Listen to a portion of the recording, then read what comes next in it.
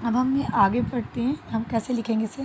हम लिखेंगे, अब हमें ए लिखना है, हमें इस एंगल के बारे में बात करना है, तो हमेशा ये बीच में आएगा, ये हमारा बीच में आएगा। तो हम यहाँ बी, एंगल बी ए सी, हमने एंगल ए की बात की तो हमने क्या कर दिया, बी ए सी प्लस एंगल, अब हमें सी के लेना है तो हम क्या लेंगे, एंगल सी हमारा बीच में आएगा तो हम लेंगे ए सी बी, ए सी बी प्लस एंगल, अगर हमें बी लेना है तो हम क्या लेंगे, अब आप लोगों को समझ में आ गया होगा, angle A B C equal to 180 degree. ये कैसे हुआ 180 डिग्री? यहाँ देखो, अब आया एंगल ए, यहाँ आया बी, यहाँ आया सी, यहाँ पर भी एंगल ए बी और सी।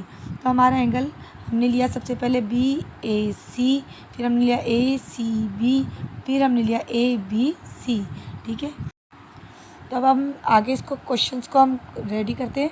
देखिए हमारा एंगल ए कितना है, हमारा एंगल है 30 डिग्री, हमने यहाँ 30 डिग्री ले लिया, प्लस एंगल हमारा सी कितना है, सी देखो कहाँ पर है, सी हमारा एक्स है, हमें पता ही नहीं है, ये ऐसे ले लेंगे। हमारा बी कितना है, बी देखिए 70 डिग्री है, हमने 70 डिग्री लिख लिया, इक्वल टू 180 डिग्री।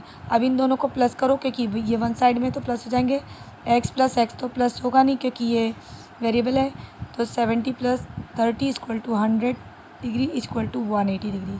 अब हमारा एक्स यहीं रह जाएगा, 180 माइनस 100 इक्वल टू एक्स। अब ये आपने पूछा ये कैसे आया, कोई भी संख्या अगर हमारी एक्स वाई जेड किसी भी नंबर से प्लस या माइनस हो रही है, वो दूसरे साइड इक्वल के दूसरे साइड जाके माइनस हो जाएगी। अगर यहाँ प्लस है तो इधर जाके माइनस हो जाएगा, अगर यहाँ माइनस है तो इधर जाके प्लस हो जाएगा।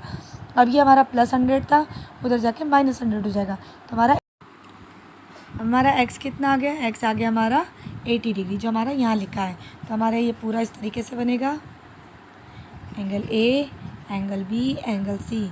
अब ये हमारा कितना था 30, ये था 70, ये हमारा एक्स का मान कितना आ गया, यहाँ पर हम 80, एक्स का मान आ गया था हमारा 80 डिग्री, तो ये हमारा 80 डिग्री है। अब तीनों को प्लस करो, 8 3 11, 11 और 7 18, तो 180 डिग्री टोटल हो गया हमारा।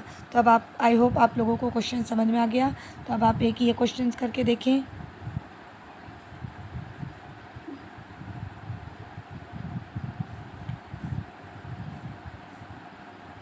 ठीक है, A B C 50 60 and Y. ध्यान रखें हमें ऐसे ही लिखना है, ए सी बी, मतलब तीनों एंगल को हमें बीच में कैसे रखना है, इसी चीज़ का ध्यान रखना है। बी ए सी प्लस ए सी बी